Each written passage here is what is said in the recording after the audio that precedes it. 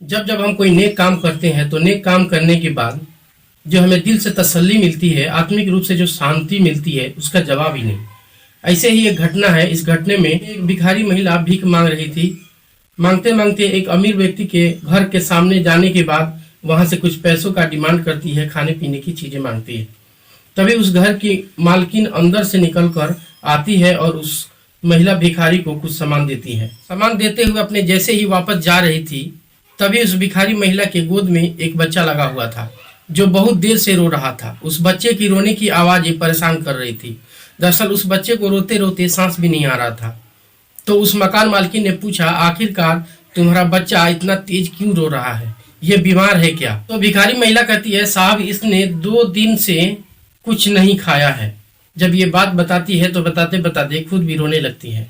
इस बात को सुनने के बाद ये जो मालकिन है वो थोड़ा इमोशनल हो जाती हैं और कहती हैं, तुम लोग बिल्कुल परेशान मत हो, मैं तुम्हारे लिए कुछ ना कुछ इंतजाम करती हूँ। जब इंतजाम करने की बात आती है तो पता चलता है यहाँ 2-3 और महिला जो इधर उधर भीख मांग रही थी वो भी इस घर के दरवाजे पर आ जाती हैं। इन सभी के लिए खाना बनाया जाता है। खाना बनाकर इन्हें खिलाया जाता है और जब खाना खाते हैं तो इस मकान मालिक को बड़ी तसल्ली मिलती है। ऐसा लगता है कि बहुत अच्छा काम किया है, वाकई में अच्छा काम किया था, नेक काम किया था। मगर इस नेक काम के बदले में जो सिला मिलता है, जो इसका रिफंड मिलता है, बहुत ही भयानक मिलता है। इतना भयानक कि इसको सुनने के बाद के भी रोंगटे खड़े हो सकते हैं, कोई भी परेशानी में आ सकता है। शायद ये उत्तर प्रदेश की पहली ऐसी घटना होगी जिसको मैं सुनाने जा रहा हूँ। आदाब, नमस्कार, सत श्री अकाल। मैं हूँ माहिम अंसारी। आज की जो सच्ची घटना सुनाने जा रहा हूँ, ये घटना है उत्तर प्रदेश का एक जिला है गोरखपुर। बात कर रहा हूँ 21 नवंबर की सुबह लगभग 5 बजे का वक्त रहा होगा। नवंबर यानी के सर्दियों का दिन थे। उस दिन छठ पर्व के लिए सभी घरों में तैयारियां पूर्ण हो चुकी थी। और ऐसे ही एक घर है राकेश रॉय का। राकेश रॉय के घर के दरवाजे खुले हुए हैं, अंदर से भी, और मेन गेट का दरवाजा भी खुला हुआ है। पड़ोसी अमित सिंह बार बार आवाज लगा रहे कि राकेश जी आप कहाँ हैं? आवाज लगाते लगाते जैसे ही अंदर जाते हैं, घर के दहलीज को पार करते हुए और घर के अंदर जाते हैं, कमरे के तरफ रुख करते हैं तो सारे दरवाजे खुले हुए थे। फर्श पर जगह जगह खून ही खून पड़ा हुआ था, वो भी बड़ी सारी तादाद में। और जैसे जगह जगह लोगों को पड़ा हुआ देखते हैं, देख कर गश खाकर यानी कि बेहोश होकर गिर जाते हैं। कुछ टाइम के बाद उन्हें होश आता है और जैसे ही होश आता है जोर जोर से चिल्लाने लगते हैं। उनकी चीख पुकार की आवाजें सुनने के बाद लोग भी इनके घर के तरफ दौड़ते हैं, राकेश रॉय की तरफ। ये बैंक के कर्मचारी हैं और जब लोग इनके तरफ दौड़ते हैं और जैसे ही पता चलता है यहाँ कुछ बात है, तो लोगों के अंदर इतनी हिम्मत नहीं थी कि घर के दहलीज पार करते। अब अमित सिंह अंदर से बाहर आ जाते हैं। जो अपने आंखों देखा बयां कर रहे थे, वो सुनने के बाद कोई भी इंसान परेशान हो सकता है। उन्होंने कहा कि घर के सारे सदस्य मरे पड़े हैं, लेकिन एक लड़की है, उसकी सांसें चल रही है, वो भी सिसक रही है, लेकिन किसी भी आदमी को घर के अंदर जाने की हिम्मत नहीं पड़ रही है। तब किसी ने पुलिस को सूचना दी। पुलिस घटना स्थल पर आती है और जो घर के जो मालिक होते हैं राकेश रॉय, उनको बुरी तरह से काटा पीटा गया था। उनकी पत्नी है, वो भी खून से लथपथ पड़ी हुई है, उनको भी बुरी तरह से काटा पीटा गया है। उनके बेटे को भी ऐसे ही मारा है जैसे कि बाप को मारा है। बेटे के बहू को भी ऐसे ही मारा है जैसे कि सास को मारा है। 4 लोगों की लाशें खून से लथपथ पड़ी हुई है। और कुछ दूरी पर चलते हैं तो राकेश रॉय की बेटी, जिसकी उम्र 17 या 18 वर्ष के आसपास है, वो भी वहीं पड़ी हुई है, लेकिन सिसकियां ले रही है, ऐसे जैसे कि जीना चाह रही है, लेकिन शरीर उसका जवाब दे चुका है। और एक पुलिस की नजर पड़ती है। एक दीवार के साथ 3 बच्चे पड़े हैं, तीनों के तीनों मरे पड़े हैं। उन बच्चों को देखकर अंदाजा लगाया जा रहा था इनको किसी हथियार से नहीं, बल्कि इन बच्चों को उठा कर दीवार पर पटक कर मार दिया गया है। घर के अंदर 7 लाशें पड़ी हुई हैं। किसने मारा है, क्यों मारा है, हर कोई इस सवाल के जवाब को जानना चाहता था। मगर एक बेटी है जिसकी अभी थी सांसें चल रही है, लेकिन बोलने के कंडीशन में नहीं है। पुलिस आनन फानन ही इस लड़की को उठाकर अस्पताल लेकर जाती है अस्पताल में भर्ती कराया जाता है और भर्ती कराने के बाद पता चलता है कि लड़की के सर में गंभीर चोट आई है, जिसकी वजह से बहुत खून बह चुका है। इलाज शुरू हो जाता है, पुलिस जांच शुरू कर देती है। इधर जांच चल रहा था, उधर इलाज चल रहा था। पोस्टमार्टम की रिपोर्ट में क्लियर हो जाता है कि 7 हत्याएं जो हुई है, जिनमें 3 बच्चों को उठाकर दीवार से पटक कर मारा गया है और जबकि 4 लोगों को किसी धारदार हथियार से काट कर मारा गया है। इस इन सवालों के जवाब में जुटी हुई थी पूरी शहर और आसपास के इलाकों में आग की तरह ये बात लखनऊ तक पहुंचती है, लखनऊ से दिल्ली तक पहुंचती है और पूरे देश में एक हंगामा से हो जाता है। एक ही घर के 7 सदस्य को किसने मारा और क्यों मारा? पुलिस जांच कर रही है तो इधर लड़की को होश आता है, तो वो बात बताती है तो उससे सुनने के बाद इंसानियत पर भी शर्म आने लगती है। ऐसा लगता है कि अच्छे काम करने के बदले ये सिला मिलता है तो लोग अच्छे काम करना भूल ही जाएंगे, डरने लगेंगे। बात ही कुछ ऐसी थी। दरअसल 20 नवंबर 2001 को एक महिला इस घर के दहलीज पर आकर खड़ी हो जाती है और आवाज लगाती है कि माई कुछ दे दो, कुछ खाने को दे दो, कुछ खाने के लिए दे दो, कुछ भीख दे दो। माई को आवाज लगा रही थी राकेश रॉय की पत्नी बाहर निकलती हैं और जैसे दरवाजा खोल कर देखती हैं तो महिला के गोद में एक बच्चा लगा हुआ था जो बहुत तेजी से रो रहा था। इतनी तेज कि उसके नाक से भी पानी बह रहा था, आंखों से भी पानी बह रहा था और उस बच्चे को सांस भी नहीं आ रहा था। मालकिन कहती हैं, ये बच्चा क्यों रो रहा है? बच्चा बीमार है क्या? क्या परेशानी है? कोई दिक्कत है तो हमें बताओ। तब वो महिला अपने बच्चे की तरह रोते बिलखते हुए कहती है कि साहब, इसने 2 दिन से कुछ नहीं खाया है। हम बहुत गरीब हैं, बहुत दूर से आए हैं। बस इतनी बात सुनने के बाद उस महिला को तरस आ जाता है, इस घर के मालकिन को।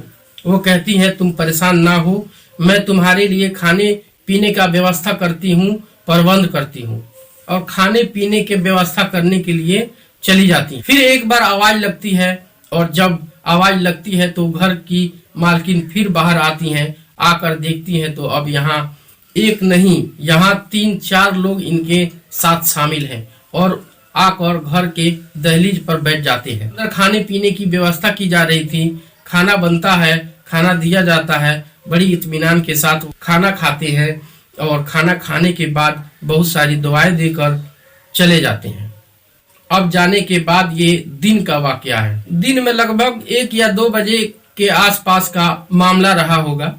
रात को जैसे ही 8 या 9 बजे के आसपास का वक्त था, खाना बनता है, 3 बच्चे हैं और एक बुजुर्ग दंपति है और उनका बेटा है, एक उनके बेटे की बहू है और एक बेटी है। यानी कुल मिलाकर घर में 8 सदस्य रहते हैं। सभी लोग बारी बारी से मिलकर खाना खाते हैं और सोने के वक्त होता है तो सोने चले जाते हैं।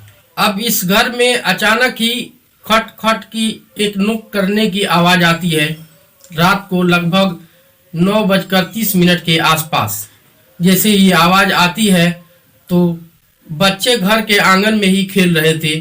उन्हीं बच्चों में से कोई बच्चा घर का दरवाजा खोल दिया और दरवाजा खोलने के बाद अपनी आंखों के सामने वो दृश्य, वो सीन देखते हैं। उनमें कई लोग निवस्त्र थे, अपनी नीचे लंगोट पहनी हुई थी और शरीर पर पूरे काले रंग का लेप लगाया हुआ था।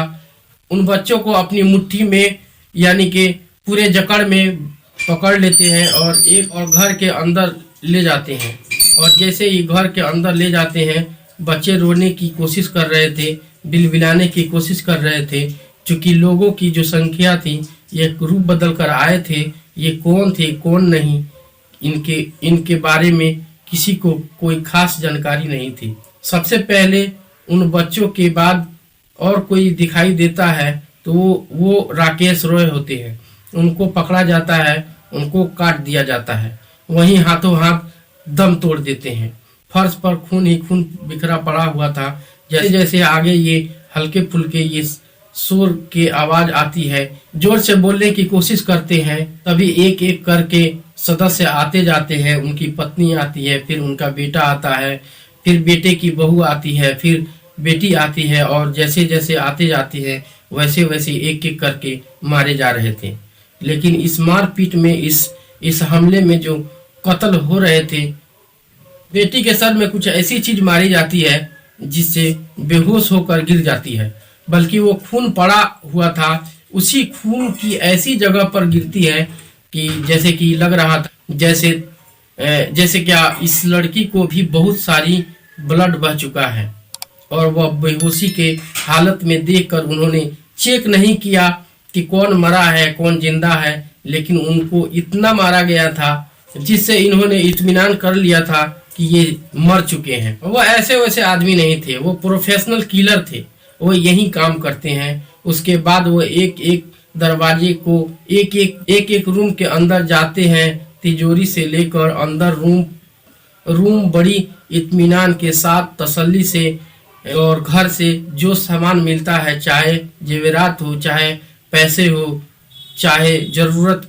के सामान, चाहे कुछ भी, वो सब कुछ इकट्ठा करते हैं और कई घंटों के बाद निकल जाते हैं। वो लड़की रात भर ऐसे ही बेहोशी जैसी हालत में रहती है, उसके सर से खून बह रहा था। और जब अगले दिन 21 नवंबर 2001 की सुबह अमित सिंह को पता चलता है तो वो सूचना देते हैं, पुलिस आती है, और पुलिस आती है, इस मामले को जांच करती है।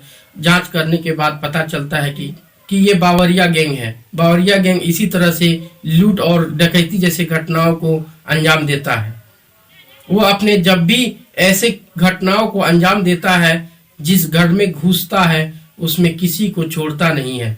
इसी इरादे से इस घर में घुसे थे। शायद उत्तर प्रदेश की पहली ऐसी लूट या डकैती जैसी घटना है जिसमें एक ही परिवार के 7 व्यक्ति की हत्या हुई थी।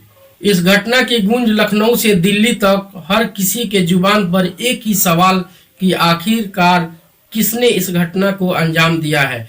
पुलिस ने कड़ी मुशक्कत के बाद कई लोगों को गिरफ्तार किया, कई लोग नहीं भी हो पाए। गोरखपुर जिले के रोस्तमपुर शिवाजी नगर कॉलोनी में इस घटना को अंजाम दिया था।